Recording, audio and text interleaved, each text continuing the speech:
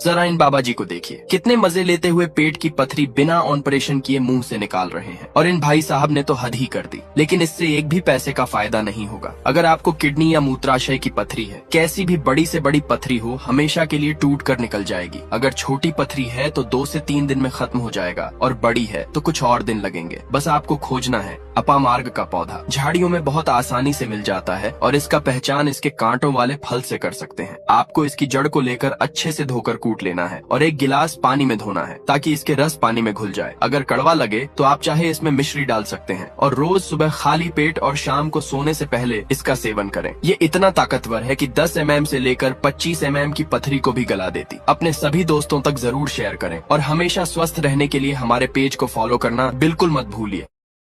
सेहत से मुतल्लक informative video के लिए हमारे पेज को सब्सक्राइब करें, वीडियो को लाइक करें और अपने दोस्तों के साथ जरूर शेयर करें जो किसी भी मर्ज में मुब्तला हैं।